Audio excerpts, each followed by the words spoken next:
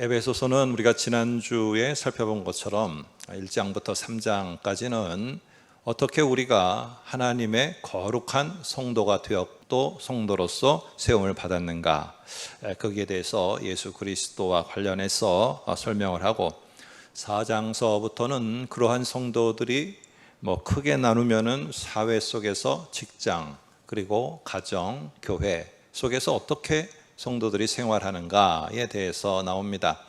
그런데 지난주에 우리가 살펴본 것처럼 어떤 일을 성도가 하기 전에 성도에게 있어서 가장 중요한 핵심이 뭐냐 했을 때, 성도는 하나가 되어야 된다. 동일한 신앙 고백을 하는데 하나가 되어야 되고, 그것이 우리의 성도의 교제가 되어야 된다는 것에 대해서 오늘 지난주에 같이 생각했습니다.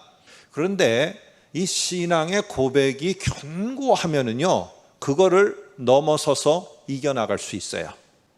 그런데 아무리 겉에 보이는 모습이 좋아도요, 정말로 좋아도 정말 중요한 신앙의 고백이 견고하지 못한 성도가 되게 되면은 어느 한순간에 모래 위에 세운 탑처럼 순간적으로 무너져 버립니다. 그래서 사탄은 이단, 거짓 선생을 이미 이 초대교회 때부터 교회 안에다가 들여보내서 뭐를 무너뜨리느냐 하면요, 이 신앙 고백에 다른 것들을 자꾸만 뿌리는 거예요. 그런데 너희가 이러한 현장에서 영적 싸움에 있을 때 너희가 중요하게 여기어야 될 게 무언가, 오늘 그게 저와 여러분이 읽은 10절, 11절 이후에 나오게 됩니다. 자, 바울은 두 가지를 교훈하고 있습니다. 교훈하는 첫 번째는 강건하게 되라는 거예요. 강건하게 되라. 두 번째는 하나님의 전신갑주를 입으라 라는 얘기입니다. 자, 그러면 이 두 가지의 교훈과 권면을 바울은 왜 하게 되었을까요? 11절에서는 마귀의 간계를 능히 대적하기 위하여, 여기에 간계라는 말을 씁니다. 고린도후서 11장 14절을 좀 빌려오면은 광명의 천사예요. 위장을 하는 거예요. 아주 그럴싸한 말을 가지고, 막 그럴싸한 섬김을 가지고, 그럴싸한 언변수를 가지고 교묘하게 속입니다. 그래서는 어떻게 하느냐? 목적은 예수 그리스도에 대한 신앙을 흔들려는 거예요. 대적이라는 말의 뜻은요, 원어에 그대로 있는 이 의미를 표현하면 이런 겁니다. 불어오는 바람에 물러서지 않고 무너지지 않고 굳게 서는 거예요. 이게 우리의 영적 싸움이에요. 아니, 그런데 전신갑주를 입으라, 강건하게 되라, 이것도 우리가 해야 되는 일 아닙니까? 오늘 우리는 겉으로 보면 이게 명령형이라 강건하게 되라. 자, 우리가 강건하게 되자, 강건하게 되자. 전신갑주도 내가 투구도 쓰고 여기에 호신경도 달고 다 튼튼히 하자, 이렇게 이해하기 쉽습니다. 그런데 오늘 하나 보면은 첫 번째 권면이 강건하라, 다른 말로는 능력을 받으라 라는 말인데, 이게 수동태예요. 수동태라는 건 뭐냐 하면은 내가 스스로 내 힘으로 강건하게 안 돼요. 내 스스로 내 힘과 능력으로 이 마귀의 관계 속에서 내가 탁 지켜갈 수 있는 게 안 돼요. 우리는 그 앞에서 넘어지고 또 넘어지고 또 넘어져요.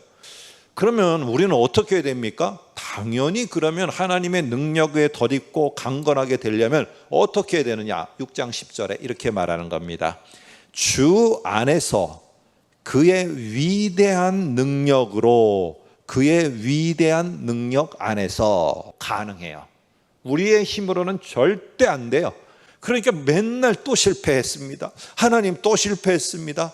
우리가 한번 생각해 보자고요. 왜 나는 자꾸 실패하는가? 하려고 하는데 왜 안 되는가? 나는 왜 주일마다 와서 하나님 또 안 됐습니다, 또 안 됐습니다, 왜 이 고백을 매 주일마다 해야 되는가? 다음 주에 와서는 하나님 감사합니다, 하나님께서 덧입혀 주시는 강건함과 하나님이 덧입혀 주시는 능력으로 제가 이번 주에 하나님 정말로 다 잘 살았습니다, 이 고백을 할 수는 우리는 없는 것인가? 여러분, 우리는 그렇게 되기 위해서 주 안에서, 즉 예수 그리스도에 대한 신앙 고백을 일주일 동안 살아가면서 절대로 잊지 않고 계속 그 신앙의 고백을 견고히 하고 예수 안에 머물면 어떻게 되느냐? 오늘 하나님의 예수 그리스도의 위대한 능력이 나에게 주어지면서 나를 강건하게 지켜줘요. 그런데 오늘 여기에 보면은 바울은 뭐라고 말하느냐? 하나님의 전신갑주래요. 그러면 이 전신갑주는 누구로부터 오게 되느냐? 하나님이 오늘 그의 성도들에게 채워주시는 거예요. 그런데 어떤 자에게 이런 것들이 덧입혀지느냐? 잘 보면은 앞에 이 전신갑주 6개를 갖다가 꾸며주는 말이 앞에 붙어 있어요. 한번 볼까요? 진리의 허리띠, 의의 호심경, 복음의 신발, 믿음의 방패, 구원의 투구, 성령의 검, 하나님의 말씀. 이 앞에 거는요, 어떤 하나가 공통분모로 다 들어가 있어요. 그게 바로 뭐냐 하면은 예수 그리스도예요. 우리는 영적 싸움 뭘 해야 됩니까? 예수 그리스도에 대한 신앙을 견고히 하는 게 이게 우리가 해야 될 진짜 싸움이에요. 진짜 싸움. 자, 그런데 오늘 중요한 말은요, 이 17, 18절을 보시면은 공통 단어가 나와요. 그게 뭐냐면은 성령이 나오는 거예요. 그래서 성령의 오늘 검, 하나님의 말씀이 나오고 18절에는 보면은 성령 안에서 항상 기도하라는 말이 나와요. 오늘 로마의 군인들, 그 외형적인 인간 군인들에게 있어서의 전신갑주는 6개예요. 6개. 그런데 오늘 바울은 성령을 17절에 말하고 18절에 말하면서 은근히 뒤에 18절까지가 전신갑주인 것으로다가 사람들이 알도록 은근히 뒤로 와요. 로마 군인들에게는 없는 7번째 전신갑주, 7번째 우리들에게 가장 중요한 도구, 그게 무엇이냐? 바로 기도라는 것을 우리들에게 말을 해주고 있는 거예요.